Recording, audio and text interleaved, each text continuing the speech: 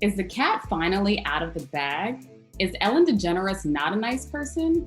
Rumors have been swirling about the talk show host's alleged slimy behavior and much more. And now there are reports that an investigation has been launched after past and present employees have come forward with allegations about Ellen's behavior. Plus, has Ellen lost all of her A-list friends that she holds near and dear to her? We're going to dive into all of it and decide whether or not Ellen really is the nicest person in Hollywood, or is it time for her to be canceled? Francesca, this is a topic near and dear to you and something you're very passionate about. Can you walk us through what happened and what our latest reports are saying? So very recently, Warner Media announced that it launched a formal investigation into the Ellen DeGeneres show because of allegations that were reported to BuzzFeed News from past and present employees. They talked about an abusive environment, the lack of care. I mean, you name it, an allegation was made. Also this week, a former Australian TV executive revealed Ellen's alleged bizarre demands from her staff that were left terrified and walking on eggshells. But it wasn't actually BuzzFeed Media that was the first to report it. It was actually a person on Twitter named Kevin Porter, who in March called for kindness like Ellen does, given the pandemic. And he said she's actually one of the meanest people on earth. And for every story that he heard, he would donate $2 to the food bank. It obviously went viral. Everybody came out with a story. He admitted that there was no way to vet the validity of each story, but everything that he had heard was lining up with his experiences or other experiences that he had heard. All of the problems really started when Ellen was photographed sitting next to former President George W. Bush at a football game. And everybody came out and called her a hypocrite because, she is obviously a gay woman who advocates for gay marriage.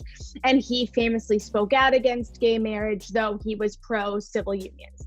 But the problem is Ellen has famously, allegedly, been not so kind to people, including celebrities. She's reportedly banned celebrities from her show, including Caitlyn Jenner, who once said, though she's trans, she still wasn't comfortable with gay marriage because of her political and religious beliefs. But then, Kevin Hart made homophobic jokes in the past, years and years ago, which he did apologize for and address. She came out and defended him, and it's sort of like, why are there different strokes for different folks? I don't want to have this conversation anymore because I know who I am. I'm not that guy. I know you're not that guy, because I know you.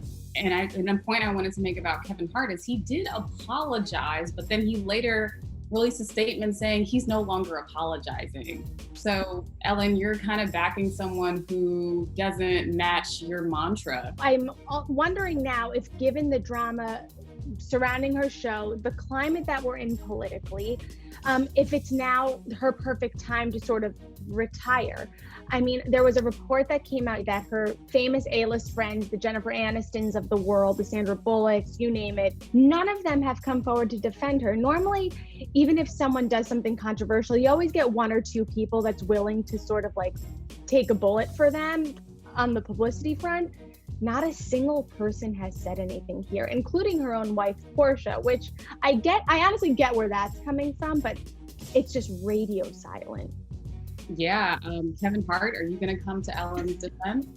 2 years ago, the New York Times did a profile on her in advance of her Netflix special, Relatable, where she actually joked about being too kind in her stand-up. A few years ago, I started ending my show by saying, be kind to one another. But here's the downside. I can never do anything unkind, ever. And it was called Ellen's Not As Nice As You Think She Is, which I think sums everything up perfectly, quite frankly. But the whole profile was about how she was sort of tired of being the nice woman and stuck in a mold, and that she sort of wanted to break out of it. Francesca, since all of these allegations have come out, social media has run amok of mixed emotions almost. Some long-term fans still have warm and fuzzy feelings for her, and others not so much. I'm going to read you some right now. What the F is happening with the Ellen show? All these weird allegations that she's a bad person and that her show is under fire. Can someone confirm? I hope it's not true. I love her. I guess we'll see how you feel. We'll see what that investigation turns out. Another Twitter user said, me not feeling 1 ounce of sympathy for Ellen now that the Ellen DeGeneres show workplace is being investigated after everyone spoke up about the toxic environment. And they notoriously added a photo of Dakota Johnson, which tells you what you need to know. Let's talk about Dakota Johnson. Oh gosh, that was so cringy, but honestly, I secretly loved it. So when Dakota Johnson came on and talked about her birthday party, and Ellen was like, "You didn't invite me," and she now famously goes, "Actually, Ellen," and calls her out for completely blowing off her birthday party. It was one of the most uncomfortable yet brilliant moments in daytime TV history, I think. How was the party? I wasn't invited. Actually, no, that's not the truth, Ellen. You were invited.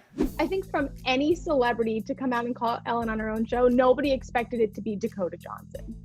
I agree. And Ellen played it off and even called on one of her own producers to kind of bail her out of jail, so to speak, to say, "Oh, you had a thing going on, didn't you?" It was an awkward back and forth where they were almost taking jabs at each other. She's my favorite comedian. Other than you. And you have an inside scoop of her not paying her staff appropriately. Can you tell us more about that? Yeah, so actually at the beginning of the pandemic, she cut everybody's salary in her union in favor of freelancers. Warner Media came out and said that everything was approved by the union and no one really lost any time. She also allegedly didn't really reach out to her staffers when everything was going on, when the protests were breaking out, we were in the pandemic, to see how they were doing. And then when she got flack for that, she came out with that video in which she said, she's reached out, she's trying to change. But again, I feel like we always circle back to this question, is it too little, too late? I know I'm not going to say the right thing. I know that there are going to be a lot of people who are going to be in disagreement with what I say, but I have a platform and I have a voice. And I have always stood for equality. Here she is broadcasting her show from her glorious mansion that she described herself as being in jail, like the rest of us, right? So what does this mean? Well, I think it means she's extraordinarily out of touch with reality. One thing that I've learned from being in quarantine is that people, this is like being in jail, is what it is. It's mostly because I've been wearing the same clothes for 10 days and everyone in here is gay.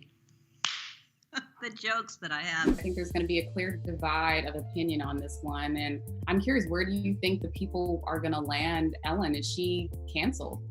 I think we have to wait for the investigation to, publicize its results. I do have hope that we're in this movement of change. I don't think she's going to, come out and say, "I'm stepping down because of this." I think she'll just retire. That's a good point. I think Ellen knows kind of how to put her own spin on a story, being that she interviews people for a living. But I do think, we're after this investigation is underway, we're gonna kind of see where things end up, and hopefully there's gonna be some type of redemption for these employees that have been wrongfully treated. I guess we'll just have to wait and see.